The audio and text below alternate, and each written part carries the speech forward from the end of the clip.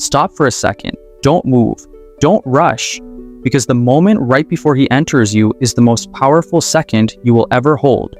And if you know how to be present in that second, he will never forget you. Not in his body, not in his memory, not in the quiet hours when longing has nowhere else to go. This is not about seduction. This is about energy, intention, and a kind of presence that reaches far deeper than touch. If you think physical intimacy is only about what happens when bodies meet, you are missing the real secret. Because what you do before the moment quietly defines everything that happens after. Before a single movement begins, before anything physical unfolds, there is a space, a silent electric pause. And that pause speaks louder than any action. It tells him whether this moment is rushed or chosen, whether you are merely there or fully present. In that pause, his nervous system is listening. Like a finely tuned instrument, it registers your stillness, your breath, your attention. Not because he is thinking, but because he is feeling. Today, we are uncovering 7 subtle psychological signals that exist in that exact moment. Signals that turn intimacy into imprint, and a single second into something he carries with him long after it ends. And if this kind of deep, psychology-based understanding of intimacy speaks to you, take a moment to like this video and subscribe to Love Psychology Code. It helps us continue creating content that explores love beyond surface attraction. And the first signal begins before anything else happens. It begins with the way you look at him. Part 1. Eye contact. The eyes never lie. They reveal what the mouth is too afraid to say.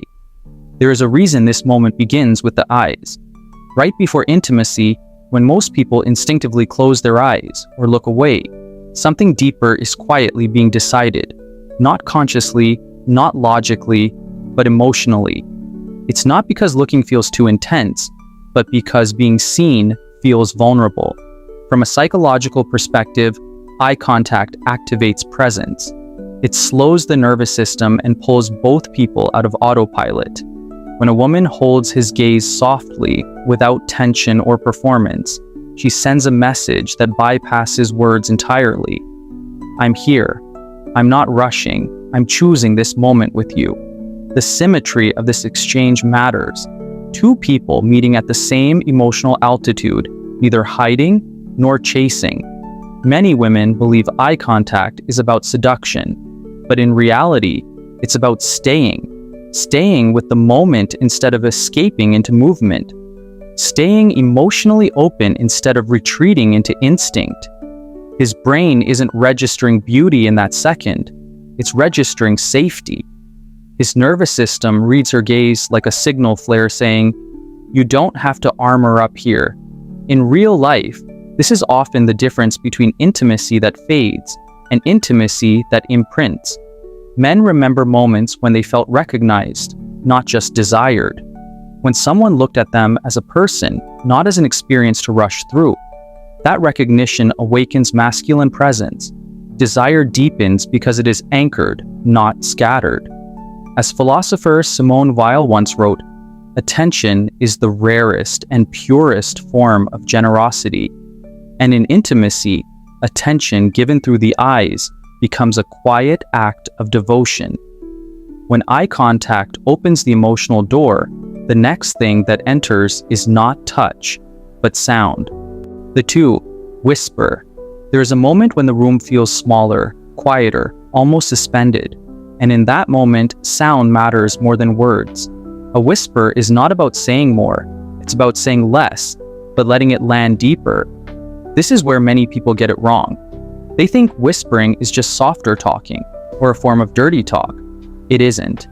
Psychologically, a whisper works because it changes the rules of attention. A low, slow voice signals intimacy and exclusivity.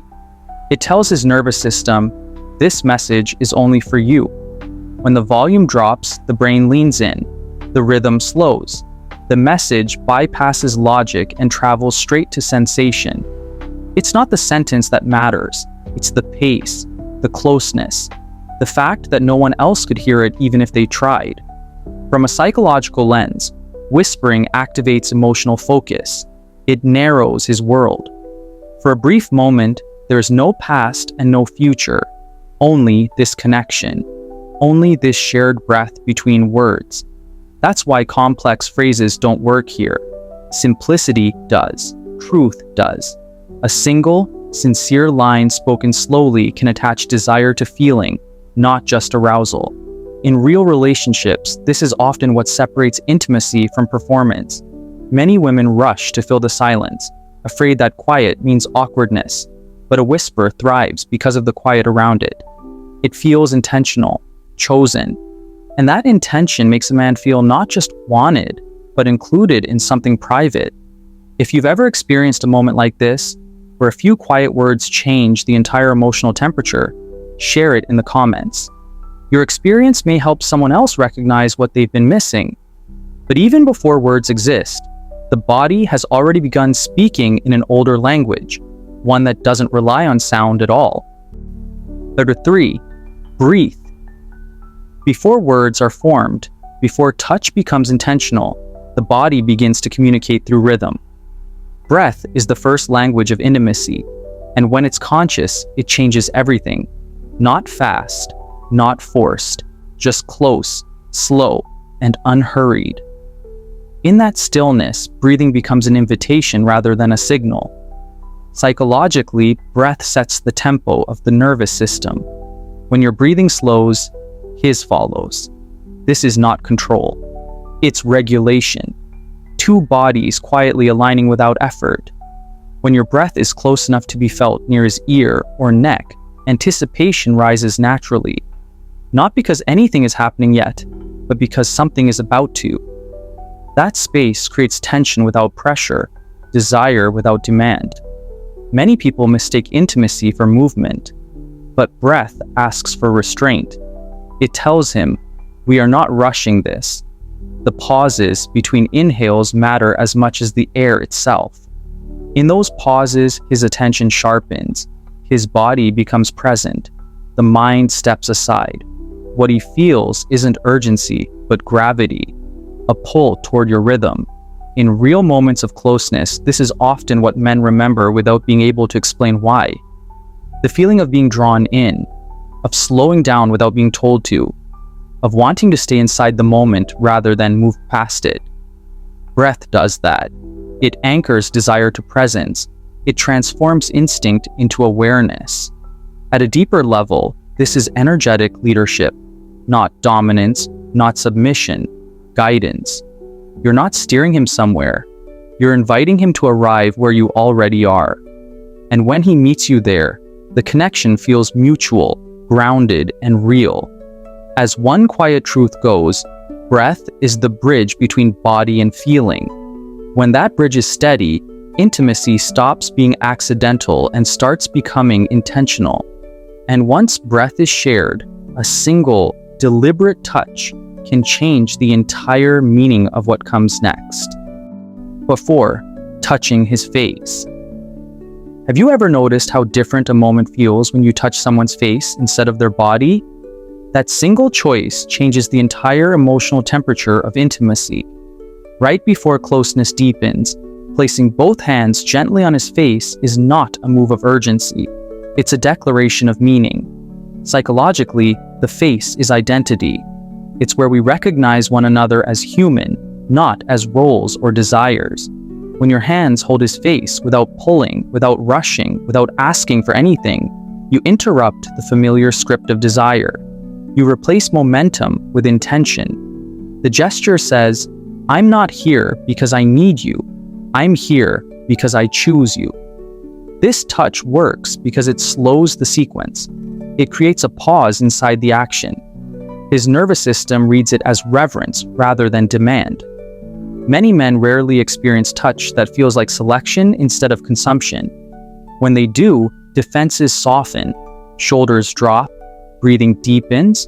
The armor doesn't shatter. It simply becomes unnecessary. In real-life intimacy, this is often the moment men remember as different, even if they can't explain why. It's when desire shifts from hunger to connection, when being wanted transforms into being seen, That subtle shift is powerful because it reframes the entire encounter as mutual, not transactional. There's also symmetry in this gesture. 2 hands, 1 face, balanced, grounded. The lack of haste is the message. The steadiness is the meaning. Touch, here, is not a request. It's an offering. As one quiet truth reminds us, reverence turns desire into depth, and depth is what lingers when sensation fades. And then, just as the body settles into that depth, a single sound becomes the thing that anchors the moment in memory. Number 5. Saying his name. What happens inside a man when he hears his own name at the edge of intimacy? Not shouted, not rushed, but spoken slowly, with intention, as if that single word carries weight. In that moment, something subtle but powerful shifts. The atmosphere becomes personal, focused, real. From a psychological perspective, a name activates identity. It pulls attention out of sensation and into presence. When you say his name, you're no longer engaging with a body or a role. You are engaging with him. That specificity matters. It tells his nervous system this moment is not interchangeable. It's not happening to just anyone. It's happening to him. The way the name is spoken changes everything. Slow pace, soft tone, a slight pause before and after. These elements signal intention rather than impulse. His brain processes meaning before desire. The underlying message is simple and grounding. You are chosen here. That recognition strengthens emotional anchoring. Desire doesn't float, it lands. In real-life intimacy, many men don't remember sequences or details. They remember how important they felt. Being called by name at the right moment creates that feeling. It affirms individuality in a space where people often feel reduced to performance. This is why the memory stays vivid, not because it was intense, but because it was personal. If you've noticed how hearing a name can instantly change the emotional weight of a moment, share your experience in the comments. Sometimes naming the feeling helps others understand why certain moments linger. But even recognition like this reaches its deepest impact only when the woman allows the moment to slow down, when she chooses not to rush what comes next. Factor 6. The pause. What if the most powerful thing you could do in that moment was nothing at all? No movement, no urgency, just a deliberate pause that stretches time by a heartbeat. This is where most people lose the depth of intimacy without realizing it.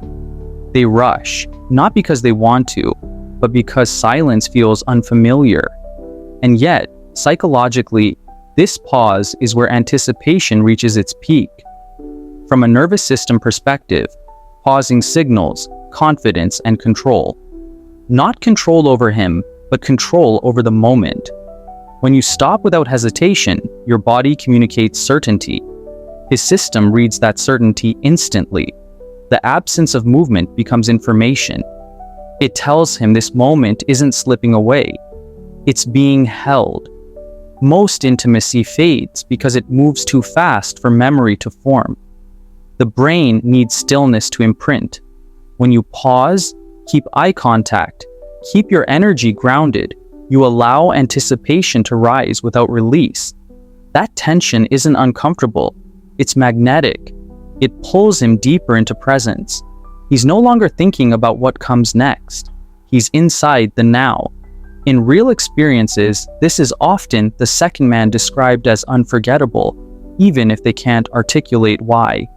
The world feels suspended, breath slows, attention sharpens, desire becomes focused instead of scattered. The pause turns instinct into intention. It tells his body that this moment matters enough to be felt fully. This isn't hesitation. It's leadership through stillness.